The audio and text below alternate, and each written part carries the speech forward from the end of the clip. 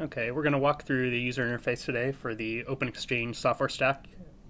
And the first thing you do when you get to the software is you're presented with a login, so I'll log in with my account.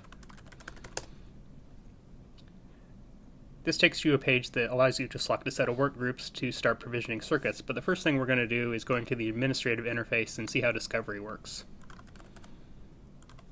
The switch and the circuits that connect those switches to other switches are automatically discovered and allowed, and the system allows you to verify that they're ready for production and import them into the system so they can be used by users to provision circuits across. So the system has discovered this switch in Seattle, which it didn't know about before, but has found out about through the discovery process in the software stack. So if I want to bring this switch into the network and allow users to provision across it, I click the switch link here, and I get to name it and pick a latitude and longitude. So Seattle is at 47.61 latitude and negative 122.338 longitude. So we'll confirm this device. Now it'll go and find circuits that are attached to other devices that it knows about. So in this case, it's found a circuit going between the Seattle switch and the Chicago switch, and another circuit going between the Seattle switch and Los Angeles switch. So we'll go ahead and verify that these are ready for production as well by clicking on them. We then get to name the circuit so that we can select what users see when they select this circuit in the user interface. So we'll name this one that goes from Chicago to Seattle as Chicago Seattle 10 gig E 1, and the one that goes from Los Angeles to Seattle as Los Angeles Seattle 10 gig E 1. So now this switch has been fully provisioned and users can now provision across it. So let me go back into the user side of the interface. And now I get to select a work group. A work group is basically a set of users who are allowed to provision to a set of ports. We have two work groups set up here for the demo, so let's select this demo work group. And now I'm brought to an interface which allows me to see all the circuits that are already provisioned on the system inside my work group, or allows me to create a new circuit. So let me go ahead and create a new circuit. This screen, I get to give it a description, so let's call it new test circuit. I can set a reserve bandwidth. So at this point, the reserve bandwidth isn't used for intra-domain circuits, but is used for inter-domain circuits. So we'll just leave this to 0. It doesn't actually do anything. And for the first test, we'll do a local domain circuit. And so the next thing we do is select a set of endpoints. So we present with the map, and for this demo, we'll select an endpoint in Washington, D.C. This work group has access to only one endpoint on this switch, so we'll select that endpoint. And now we select a VLAN tag. Our test point at the end of this demo is expecting frames to come in on VLAN 3006. If we want to, we could also select this as an untagged VLAN, but this one we want to have tagged. So now we need to select the second endpoint. We'll select one in Los Angeles. Again, this workgroup only has access to one port on the Los Angeles switch, and the endpoint on the end of this again expects the VLANs to come in with tag 3006. So the next thing we do is select the path, and we get to select two paths, both a primary and a backup. The system will select the shortest path for us, or you can manually select a path. So in this case, it's found the path, direct path from Washington, D.C. to Los Angeles. The next thing we do is go to select the backup path. We can click the circuits manually.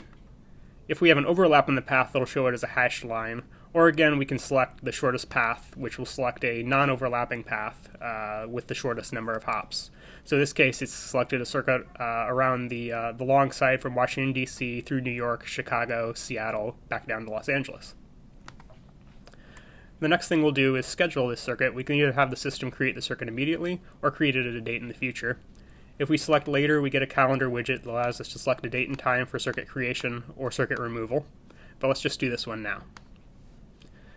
The next step is to proceed to provisioning, and we get a screen that shows us the summary of what we're about to do, lets us assure that what we're doing is what we want, and if it looks okay, which in this case it does, we can select this submit circuit request. You can see in about a second it's returned this dialog that says our circuit's been provisioned. The circuit's now live on the network. The next thing that happens is we go to a screen which shows the status of the circuit.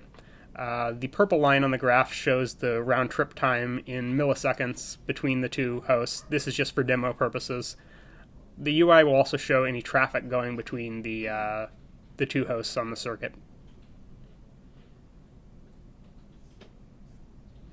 So you can see the blue line at the top is showing that we are transmitting about 800 megabits per second. This graph will continue to fill in as the circuit progresses. We have an iPerf going between the two end nodes here for demo purposes. The next thing I'm going to do is cut the circuit between Washington, D.C. and Los Angeles along the short path here so that we can watch the circuit reroute along the long path. You might see a short blip in the iPerf traffic, and you should see an increase in latency indicated by the purple line on the graph. So I'm going to switch over to a terminal window here, and I'm going to connect to the switch in Washington, D.C.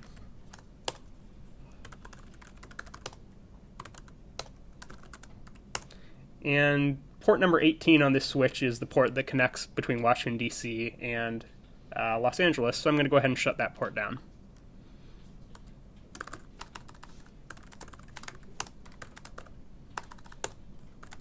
So that port's been shut down, and this should be reflected in the UI within about 5 seconds.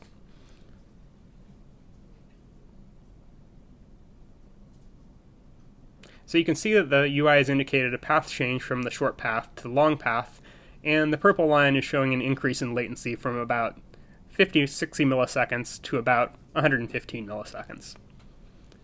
So we'll go ahead and fail this circuit back in the other direction to the short path by logging in to the switch in Chicago.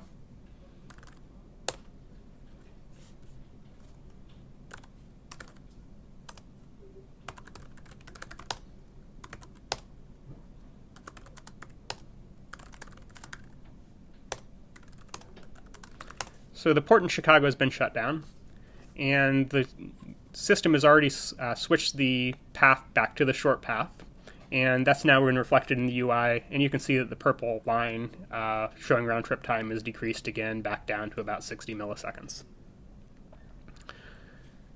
So the next thing we're going to do here is remove the circuit, and again this can be an action that's scheduled now or in the future. We'll go ahead and remove this one now. And again, it gives us a summary screen that allows us to confirm what we're about to do is correct. We'll click Submit Removal, and within about a second, our circuit's removed from the network, and these VLAN tags are available on the endpoint for use in new circuits.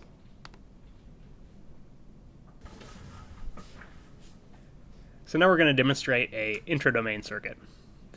This leverages a customized version of the Oscars.6 software to communicate with other domains using the interdomain controller protocol. So again, we'll select a workgroup and select New Circuit. This time, instead of local domain, we'll select interdomain. We'll give it a name.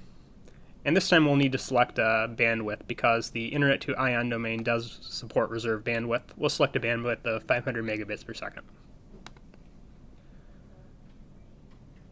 So now we're loading topology data from the Oscars topology service.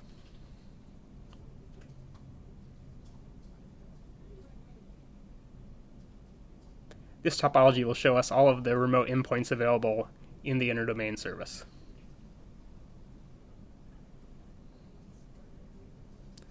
The first thing we'll do is select an endpoint in the NDDI domain. We'll select nddI.net.internet2.edu, and we'll select an endpoint in Washington, D.C., the same endpoint we were using for the intra-domain circuit. Again, we'll select a VLAN tag. This time we'll use VLAN 3006 as well. The next thing we need to do is select a endpoint in the remote domain. We'll select the ion.internet2.edu domain, and a test point we have connected to the Atlanta router labeled Observatory. We'll pick VLAN tag 3006. And next we'll go to the scheduling step. Again, you can schedule this for now or a date in the future. We'll schedule this one for now. We get a summary of the circuit request. At this point, we're not able to select the path explicitly. The interdomain protocol will select a path for us, and we can go back later and tune the path within the NDDI domain if we want to. We'll submit this circuit request, and the Oscar software will calculate the path and create the circuit.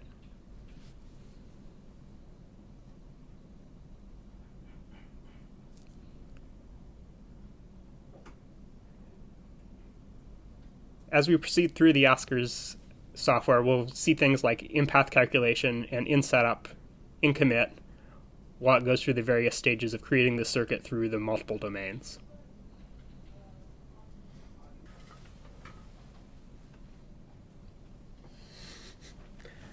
And now our circuit's been successfully provisioned across both the Internet2 ION and the NDDI domains.